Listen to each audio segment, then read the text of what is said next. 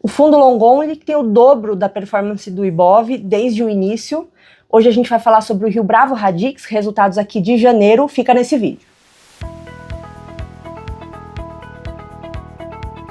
Bom, pessoal, eu tô aqui com o Rodrigo Bozelli, que é gestor do Rio Bravo Radix, gestor desse fundo há 13 anos, né, praticamente, desde o começo, que tem uma performance desde o começo bastante relevante, a gente vai falar um pouquinho sobre isso, mas queria começar, Rodrigo, falando um pouco sobre o mês de janeiro.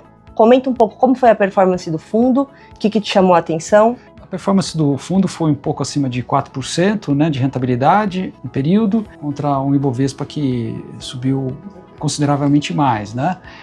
Na minha opinião, o que acontece no mercado é um movimento muito técnico do que de fundamento. Na verdade, se tem um fluxo de capital que deixou de entrar na mesma frequência ou no mesmo ritmo que estava entrando nos Estados Unidos e migrou para outros mercados, né? E a gente assistiu isso no Brasil. Então a gente assistiu isso no Brasil e também em outros mercados aqui da América Latina e também em commodities, especialmente os metais, com ouro, prata e platina subindo de forma muito intensa, né? Então é a combinação desses fatores, né? E nós fomos afetados de alguma forma disso em função das empresas que a gente tem na carteira. Tivemos contribuições mais positivas e apenas uma contribuição negativa no mês. A gente consegue ver isso porque principalmente o fluxo internacional em janeiro, ele foi praticamente o acumulado do ano passado inteiro, né? Então aí que entra essa discrepância, né? Algo fora da curva que fez esse impacto que a gente viu em janeiro. Exato. E também quando a gente olha para o Brasil e mercado de ações, foi muito forte o desempenho de Petrobras, Vale e os bancos, sobretudo o Itaú, né? Isso é um indicativo que o estrangeiro entrou procurando as blue chips, são as empresas de maior capitalização de mercado e também de maior giro na bolsa. Pode também ser um indicativo do estrangeiro comprando essas empresas blue chips para fazer cota de ETF. Então, isso afeta o desempenho, mexe muito com o mercado nesse período, né? Não só o Radix, mas todos os fundos semelhantes aqui também observam esse mesmo fenômeno, né? Sem dúvida. Eu acho que se a gente olhar o Radix em relação aos outros fundos de mercado, houve um comportamento semelhante. Bom, a gente pode falar também sobre a performance do Radix desde o começo. O fundo nasceu lá em 2013 e, como eu comentei ali na chamada, ele tem praticamente 499% de performance positiva nesse período versus 244 do Ibov. Então é um ganho muito relevante. Isso está embasado principalmente nos fundamentos que o Radix tem, né? Então, tanto olhando processos de seleção, quanto pensando nessa concentração, né, dos papéis, algo não muito concentrado, mas reservado ali a um número de papéis selecionado. Explica como que você chega nessa performance histórica. Eu acho que o mais importante de tudo é dizer que a gestão do Radix ela é fundamentalista. E nós temos um processo muito bem definido e muito disciplinado. Está baseado em 3 pilares, né? A gente começa sempre pelo fundamento, que é o pilar qualitativo, daí a gente vai olhar a questão quantitativa, sempre procurando empresas que tenham margem de segurança. O que quer dizer isso? Empresas cujo preço de mercado sejam substancialmente inferiores ao valor intrínseco, ao quanto a empresa realmente vale. E o terceiro pilar é existir um caso de investimento, que nada mais é do que alinhavar os outros 2 pilares, né, e a gente enxergar como esse preço vai conduzir o valor.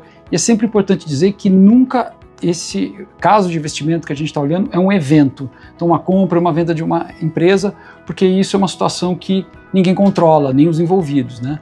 Então, a gente gosta de empresas que tenham esse bom fundamento, preço atraente e que, por algum motivo, estejam negligenciadas pelo mercado, mas a gente vislumbra que trimestre a trimestre os resultados serão incrementalmente melhores. O que vocês mais olham ali na análise de vocês para conseguir chegar nessas avaliações? Como que é o processo aqui do time?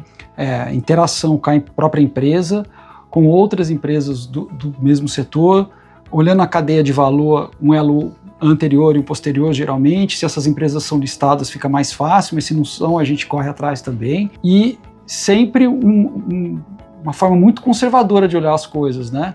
A gente, sempre nas nossas projeções numéricas, nós sempre mantemos o pé no chão e utilizamos uma boa dose de conservadorismo, porque a gente está sempre fazendo projeção e a gente está sujeito ao erro. Então, esse conservadorismo vai nos proteger de eventuais erros nessas projeções que a gente eventualmente faça, né? E o segundo é ser sempre muito cético em relação à informação primária que a gente obtém da empresa, né? A nossa experiência diz que você tem que ter cautela nessas horas, tá? A empresa é sempre uma fonte importante, mas sempre nós usamos um filtro em função da nossa experiência.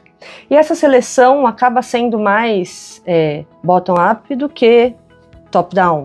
Totalmente bottom-up. O micro é infinitamente mais importante do que o macro.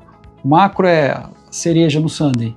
A gente está procurando sempre entender as relações de mercado microeconômicas para verificar se a empresa tem uma vantagem competitiva. Não precisa ter para entrar na carteira. A gente tem casos muito bem sucedidos de investimento em que a investida não tinha uma vantagem competitiva, mas tinha uma execução muito acima da média, tá? Entender essas relações de força de mercado para vislumbrar em que momento que ela está e para a gente chegar naquela conclusão do caso de investimento, né? Saber que está barato é sempre a coisa mais fácil. As métricas estão ali, elas gritam aos olhos, né?